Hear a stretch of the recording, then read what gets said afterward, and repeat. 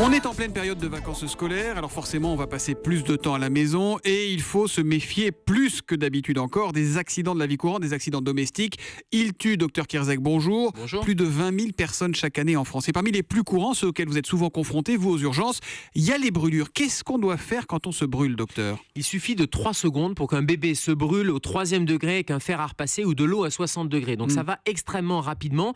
Il y a 2 réflexes à avoir. Le premier réflexe, c'est évidemment de supprimer la cause ou de soustraire la victime à la cause. Ça paraît logique, c'est Mais la l'enfant ne le protection. fera pas forcément tout seul. L'enfant ne le fera pas forcément tout seul. Alors en termes de prévention, il faut bien sûr tester la température avant de le mettre dans un bain, mais il faut bien sûr soustraire cette cause. Deuxième réflexe à avoir, on refroidit. Pas avec de l'eau glacée, mais on va refroidir le plus tôt possible, c'est-à-dire qu'on passe sous l'eau, sous de l'eau qui est tiède. Alors il y a une règle qui est la règle des 10 comme moyen mnémotechnique. 10 degrés à 10 cm pendant 10 minutes. Bref, on passe sous l'eau et il faut que l'eau s'écoule pour refroidir la brûlure 10 et degrés, empêcher... 10 cm, 10 minutes. Absolument, pour éviter que l'onde thermique, puisque la brûlure, c'est une destruction des tissus cutanés de la peau par la chaleur, il faut refroidir et il faut refroidir profondément la peau. Alors, ce qui n'est pas évident, c'est de savoir si c'est très grave tout de suite, parce que ça fait mal, c'est douloureux, les enfants crient souvent.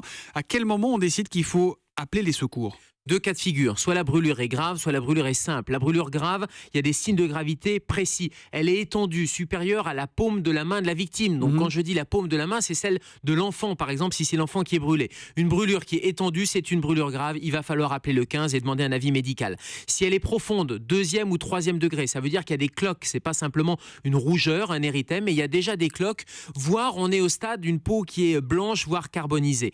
3e élément de gravité, une zone sensible, par exemple une brûlure au niveau du visage ou une brûlure au niveau d'un membre circulaire. Le risque, c'est que la peau se rétracte, que ça cicatrise en se rétractant. Il va falloir là aussi avoir un avis médical. Donc dans ces 3 cas, on appelle le 15. Et si c'est une brûlure plus simple, qu'est-ce qu'on fait ? On met du gras, on met de la biafine ? On met du gras, on met un produit spécial acheté en pharmacie. C'est-à-dire qu'il n'est pas question de mettre un corps gras type du beurre ou du dentifrice. On entend encore ces vieux réflexes de grand-mère. Donc ça, c'est des âneries. Ce sont des âneries parce qu'il y a un risque infectieux et de surinfection. Donc le but, c'est de mettre une crème que vous achetez en pharmacie, spéciale brûlure, qui va remplacer la couche lipidique, c'est-à-dire la couche graisseuse qui est sur la peau. Et puis l'autre réflexe à avoir, c'est de vérifier le carnet de santé, de vérifier la vaccination anti-tétanique, parce qu'on sait que la brûlure, comme une plaie, c'est une possibilité de tétanos. Donc on vérifie qu'on est bien à jour de ces vaccinations. Voilà, et en tout cas, ce qui est sûr, c'est qu'il vaut mieux prévenir que guérir, docteur ? Oui, et la cause la plus fréquente de brûlure chez l'enfant, c'est une boisson chaude qu'il va se renverser. Alors attention à ce qui est casserole, bouilloire, et les casseroles, on met le manche vers l'intérieur.